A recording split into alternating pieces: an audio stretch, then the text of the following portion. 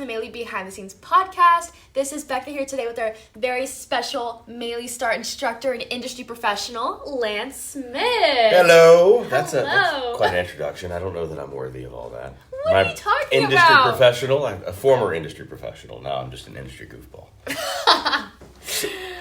Other than the industry stuff and acting and directing, tell us a little about yourself. Well, it's funny, I love being here at Maile because it's really sort of a full circle thing for me. I began my career in Nashville, Tennessee, at a school similar to this. Mm-hmm. And I tell my students when they come here that the school had sort of a heavy emphasis on the business. It's not like just come learn acting or modeling or whatever it is you're learning here at Maile, but how to apply it. And so that at first attracted me to this school, but yeah, going back, man, I was an actor in Nashville and just pushed really hard. I loved acting because I loved movies. I wanted to be an actor, and all just because I loved film. That's where it started in Nashville. So I just jumped right in. I went to acting classes at the school. Shout out Alan Dysert of Nashville, Tennessee. And then just you get in it. One thing leads to another, and this is something else I tell my actors here, don't just have this tunnel vision on what it is that you want, be open to all things. And right. I became a TV host by way of CMT, Country Music Television. MTV had just bought CMT in Nashville. Really? And in the 2000, 2000. That's huge. And they wanted to find their country Carson Daly. And so it was 2001. In the spring, I auditioned for them, and I had no business getting the job because I was so green. But they saw something in me, and they took a chance, and that was a decade of my life, and it was the sort of cornerstone of my career. But, to end this long story of how I got here, I went as a television host for over, 10, 15 years, 20 years, and at some point I was like, this is just not who I am. And it's when I got back to teaching here at the Maile School I don't know, 8 years ago now, that it led me to where I am now in, back into acting, but more specifically directing, all because I'm focused once again on the thing that pulled me into the business. That's awesome. Yeah, it's a really good feeling. So I love started. Everything that I did, but it's who I am now is I feel like the guy I was trying to be the whole time. Yeah. Wow. That's powerful. Now, tell our listeners how you started in the business. We know you're from Nashville, and that's where you started, and about your industry jobs you've done. Yeah, so, like I said, I did one job led to another. I auditioned well. That was something, and people should be careful of this. Actors should be careful of this. Be careful what you wish for. You might want a job so bad, but are you really that whatever, that thing that you're going for? Is that really part of who you are? Or do you just want the job? Right. And for a lot of actors that way, for me it was that way. I just wanted to win the gig, but then sometimes I'd be like, what am I doing? But early on you're just taking everything you get. So I did, music video roles, then of course 10 years as a face of CMT interviewing God knows everybody. And then after that, I hosted a couple of seasons on a Weather Channel show, and I'm now here in Orlando. About a dozen years ago, I got an offer to co-anchor a nationally syndicated morning show called The Daily Buzz. So I did that for 2 years. Wow, I feel that, yeah. Yeah, that's what got me here to Orlando. That's awesome. And again, how did this all start? Why was I anchoring a news desk? It's like, I'm not a journalist. And it was like I was just like a color commentator on social events and social news. We were infotainment.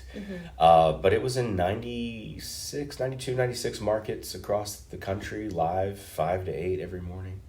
Wow. My schedule was brutal. That's honestly why I couldn't continue. Yeah. Yeah, I did it for 2 years. And I'm like, this is fun, but I couldn't see myself, what am I doing? I'm not trying to be, gotcha. this anymore. Yeah. I'm just going for this experience. So you did it, you tried it. Yeah. You can say you did it now. My career is they say people that can do, people who can't teach, but there's also people who did and just don't feel like doing it anymore, want to teach too. True. Wow, that's so awesome. So you've been in every different aspect of the Yeah. industry, pretty much. Yeah. What's been your most favorite part you've been in?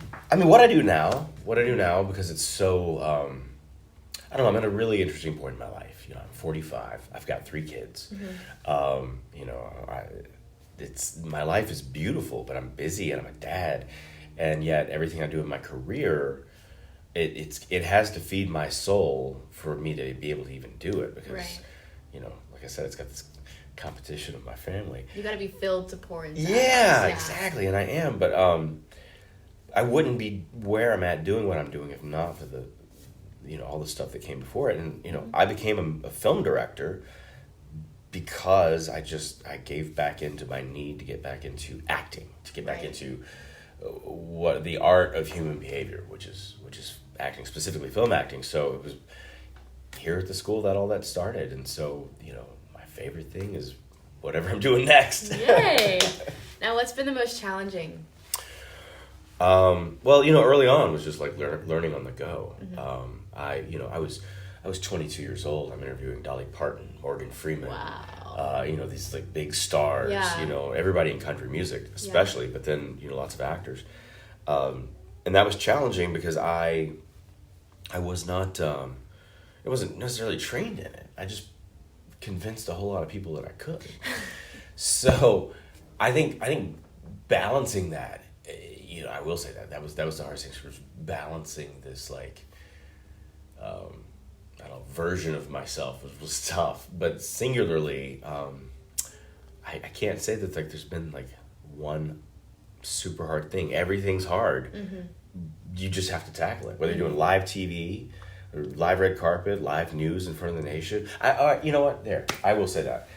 Here I am, former actor. I've done some films and stuff. That was great. You know, entertainer in the business, and this is about to get really deep. The Sandy Hook school shooting happened when I was on the news. Now, it happened that morning, and of course all week we had to talk about it. I'm doing news. I'm doing, you know, broadcast news every morning in a sense, and we're commenting on this stuff. There's commentary and we're reporting. And I had to take it very seriously. And here I am, like, I'm just kind of a jokester in the morning, wearing a tie.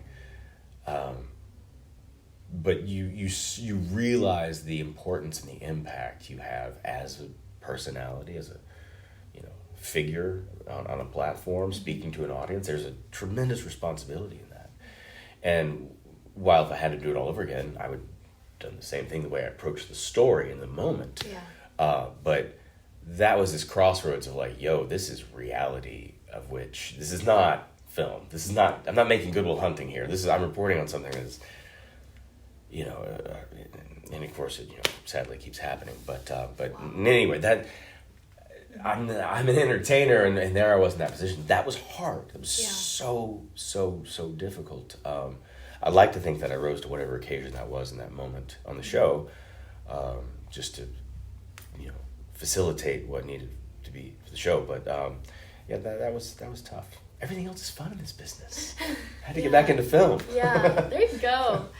Now, how did directing come about? So you started off with acting and anchoring and news broadcasting. How did the directing come into play? Had no idea I could do it. I was too afraid. Never thought about it. I wanted to be an actor because I wanted to make movies, and acting is the only obvious thing that I figured I could do, because we all look at actors and think, oh, I could do that. Yeah. And you realize, like, oh, okay, you can, but it's going to take some training. Yeah.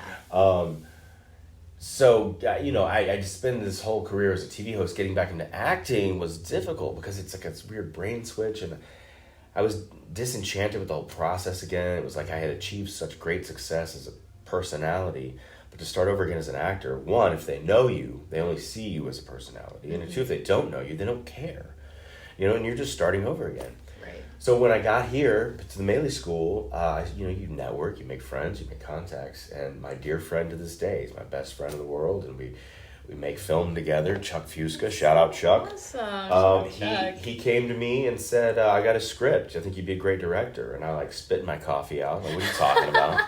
Not a director. He said, what are you talking about? You direct every class. That's what you're doing. And then I realized, like, you don't have to know, because I was too intimidated with the mechanics of the film set. Right. And you don't have to know everything. You got to know your part. And then you got to know how to rally people, which I'm good at, and you get everybody that's good at their jobs to do the best that they can do at their jobs. And as long as you have a vision for what the story is and where it's going, then lean into your expertise. And for some filmmakers like George Lucas is a big tech guy, making Star Wars and whatnot. But he's not teaching acting. He's depending on professional actors to be able to do their job, and he can give good guidance, knowing where it's going. But like I'm an actor's director. I'm focused on performance, and then I've got to trust everybody else to do their thing. So that's how it started. It was all here at the Maile School, realizing that like I am directing every class. That's awesome. Yeah. Now, share some of your past projects you've worked on. I know you directed previous projects. Tell us a little bit about that. So it just came off, it's been a long time running, the whole beginning, middle, and end. But A Time for Every Purpose is the first feature film I directed. We released it last fall. And I'm so excited. Awesome. It's available, you can rent it everywhere, all streaming platforms. Still looking for, I guess, a permanent home, but that's distribution and sales agents and things I'm learning. Great. The whole business behind the business is nuts. Yeah. Which is great. It's a great education. Again, what I didn't know, but I'm learning on the go. And then prior to that, a short film, commercials, little things, little jobs here and there as a director. I had some roles in some Larry the Cable Guy films as an actor. That was fun. That was like 15 years ago.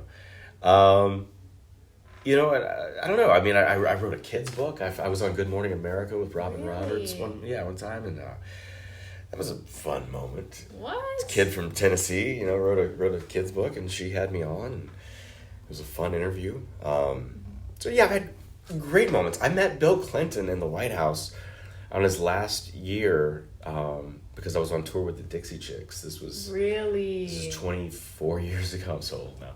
25 years ago. Yeah, I was on tour with the Dixie Chicks, and we got a tour we were going to get a tour of the White House, but he found out that the girls were coming, which they weren't at the time. I was just going with some crew friends who had like an in.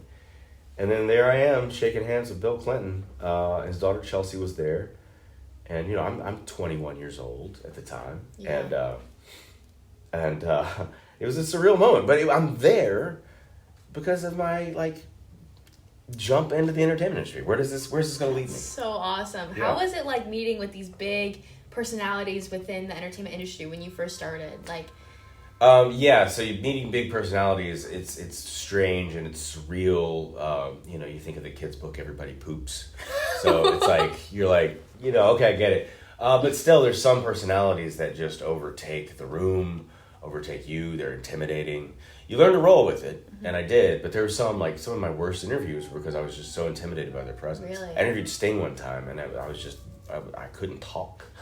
And he was so regal and nice, too. He wasn't a jerk. He was very kind. But I was like, you're just like, whoa. You're Sting. What am I doing here? I don't have the right to be talking to Sting. Yeah, wow. Morgan Freeman, like I said, he was a highlight because he was so fun and jovial. I've met, like I said, Bill Clinton in the White House. That was wild. And then I interviewed a ton of actors just doing press junkets and things.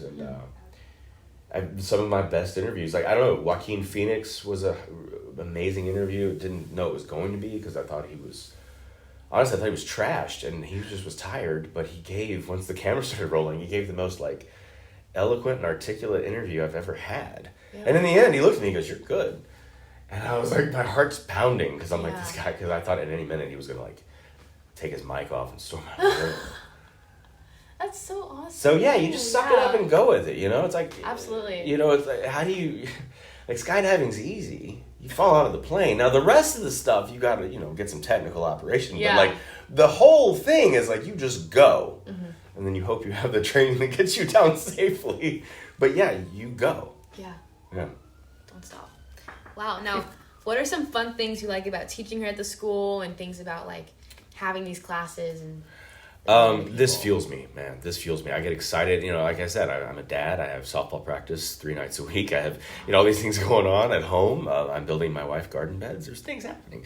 And plus I have a career happening. But when I get to come in and teach, whether it's a 3-session run or I do a private or I do a workshop, don't tell Debbie this because I still like to get my paycheck, but like it fuels me, man. Yeah. It fuels me. It gives me tremendous. Well, it reinforces like what I'm good at, and I feel alive. Unlike, I compare it to the biggest moments I've ever had in television, live or anytime, any interview I've ever done. I was always just filling a part. I was always just a character. I was always just like the figure in the moment of like. Right. And it's not like it's not a power trip. I'm not saying I need to be in control, but I'm better suited in a higher seat making suggestions. And like I'm a decent actor, but I work with these actors in class, and I watch change in people who are just starting, who are like 3 or 4 weeks in. And when I see people change and become self-aware of like what it is they offer to the camera, to the scene, to the moment. I don't care if it's a product, a commercial, or it's a deep dramatic scene, or it's something funny.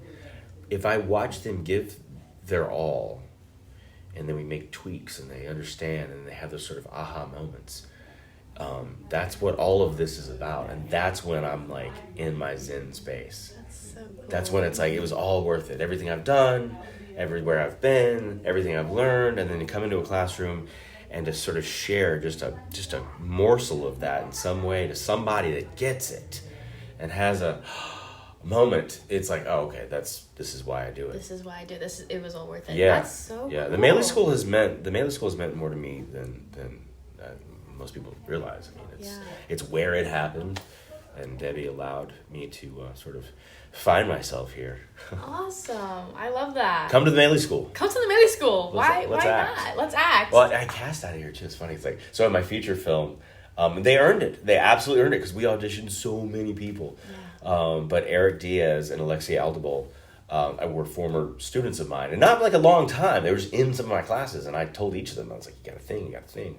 And it was a couple of years later that it's like, I had them audition, they came in, and they earned it, and they nailed it. Wow. There's a few actors in that film that, some of the extras, That's smart, though. Yes, you're be an extra. Getting to see them firsthand in a class training, and also being their coach. Yeah. And then you're also, scouting out on the side for your own projects. That's like genius. Yeah. I'm a really, that's one of my gifts, is like I'm a really good judge of talent. Yeah. From a few paces off. I can see if somebody sort of got it or don't yet.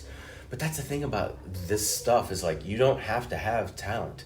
It's a skill that can be learned. You just have to accept who and what you are.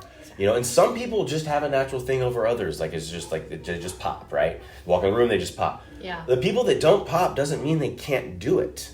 They can learn to do it. It's a skill. It's a skill. And you gotta get engaged. You gotta get in class, and you gotta sharpen it. You don't get it by watching YouTube videos. And just like everything else you do, like sports or cooking, like the more you do it and the more energy you put into it is the more you're going to get out of it. Exactly. Listen, class is starting. There are those people. I got to go teach these people. It's awesome. great. Well, thank you so much for joining me. You're good. Thank you. This is you're awesome. good. Yeah, that was so fun. Okay, that is all we have today on the podcast. Thank you guys so much for watching, and we will see you guys next time Laters. on the Maile Behind the Scenes podcast. Bye.